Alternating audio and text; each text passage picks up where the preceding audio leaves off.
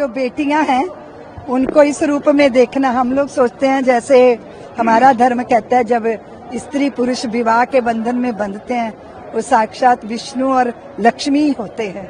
इतनी सारी पुत्रियों की आंखें जो सजल है, उनका मन जो कृतज्ञता से भरा हुआ है, और इतना बड़ा समाज, अंतर्राष्ट्रीय समाज उनके विवाह में सम्मिलित हो रहा है, बहुत बड़ा उनका भाग्य है। मैं बागेश्वर सरकार को भी बहुत बधाई देती हूँ। इतनी छोटी आयु में इस बुंदेलखंड के क्षेत्र में पूरे विश्व को उन्होंने आकर्षित कर लिया। ये हनुमंत लाल की ही कृपा है और हम इस कृपा को देखकर आनंदित।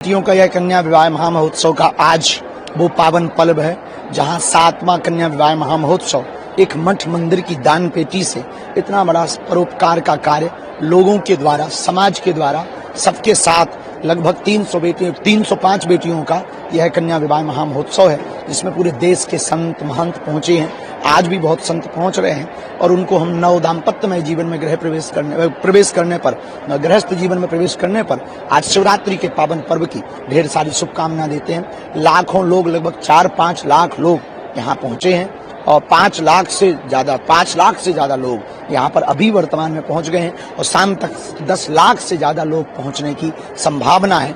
10 से 15 लाख लोगों की पहुंचने की संभावना है, जिसकी तैयारी विधिवत रूप से कर दी गई है। चारों तरफ लोगों का हुजूम है, भक्तों का सैलाब है और उपहार सामग्री लगाई गई, मंडप बनाए गए, भंडारे की व्यवस्था की गई और आने वाले अतिथियों में इस वर्ष का कन्या विवाह राष्ट्रीय नहीं अंतर्राष्ट्रीय है, क्योंकि 9 देशों के राजदूत भी 12 से 1 बजे के बीच में यहाँ पहुँच करके वर वधू को आशीर्वाद देंगे। बहुत अद्वितीय और सफल, इससे सनातन धर्म की एकता का बोध होता है और मुझे तो गर्व है कि मेरे शिष्य ने ऐसा किया। So I am proud of Dhirendra Shastri. बेटियां कन्यादान तो सबसे बड़ा दान है, इससे बड़ा दान, इससे बड़ी पूजा क्या होगी। तो समाज को इन सबसे सीखना चाहिए कि संत देखो दिन रात काम करते हैं तो राष्ट्र के लिए कार्य करते हैं, अपने लिए कुछ नहीं करते, समाज के लिए। राष्ट्र का उत्थान कैसे हो, राष्ट्र का निर्माण कैसे हो, समाज को मैसेज सही कैसे प्राप्त हो, इसलिए पूज्य महाराज जी ने बेटियों का विवाह किया है। महाराज जी कहते हैं कि जितने मंदिर हैं, मठ हैं, उनकी सबकी चढ़ोतरी से इस तरीके के काम होने चाहिए ताकि देश की बेटियों का भला हो सके। ऐसी बहुत सी बेटियां हैं देश में। बिल्कुल बिल्कुल, आप ठीक कह रहे हैं, होना चाहिए और मैं भी इसका साक्षी हूँ। और गौरी गोपाल आश्रम में भी हजारों बेटियों का विवाह करने का प्रयास है। अभी फिर 21 बेटियों का, फिर 51 बेटियों का, 100 बेटियों का, साल में हम लगभग 125-150 बेटियों का विवाह कर लेते हैं। हर जगह बेटियों का विवाह हो, कन्याओं का विवाह हो, गौ सेवा हो, सब चीजों की व्यवस्थाएं हो। आज एक पिता के लिए कैसा पल रहा होगा जहां 300 बेटियों को इस मंडप से? बिल्कुल, एक पिता के लिए तो दुखद होता है बेटी की विदाई, इसलिए बेटी की विदाई तो हर बाप के लिए, हर पिता के लिए दुखद होती है और वो हृदय का टुकड़ा है, जिगर का टुकड़ा। लेकिन हम हर माँ बाप को प्रार्थना करते हैं कि आप अपनी बेटियों को योग्य बनाएं, संस्कारी बनाएं, ताकि वो आपका परिवार का नाम भी रोशन करें और ससुराल का नाम भी रोशन करें।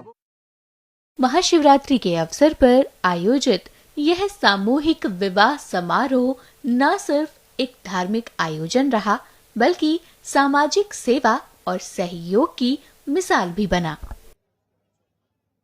जितने भी संत इस पवित्र धारा पे आज आए हैं, मुझे लगता है कि हमारा भी सामूहिक विवाह में ही लग्न हुआ था, शादी हुई थी जब 3720 गरीब बच्चियों को विदर्भ में किसानों की बेटियों के साथ हमने भी तब शादी में सामूहिक विवाह में शादी की थी। और आज बागेश्वर धाम जी ने जो पवित्र एक सबसे बड़ा जो उनके फॉलोअर्स है, जो उनके भक्त पूरे देश में, उनको एक बहुत बड़ा उद्देश्य उन्होंने जिंदगी में दिया है कि 7 स्टार में 5 स्टार में तो हर कोई शादी कर सकता है, पर गरीब बच्चियों की शादी करके कन्यादान किसे कहते हैं, मुझे लगता है ये आने वाली पीढ़ी को सबसे बड़ा प्रेरणादायक रहेगा। बहुत अच्छा लग रहा है यहाँ आकर। हमें लगा नहीं था कि हमारी इतनी अच्छे से गुरुजी शादी करवा देंगे, और हमारी मम्मी मजदूरी करती हैं तो वो इतना कुछ सब कुछ नहीं कर पाती, और महाराज जी ने इतना सब कुछ किया हम लोगों के लिए। बहुत अच्छी भव्य तरीके से शादी करवा रहे हैं, और हम लोग की बहुत अच्छे से शादी करवा रहे हैं गुरुदेव महाराज जी।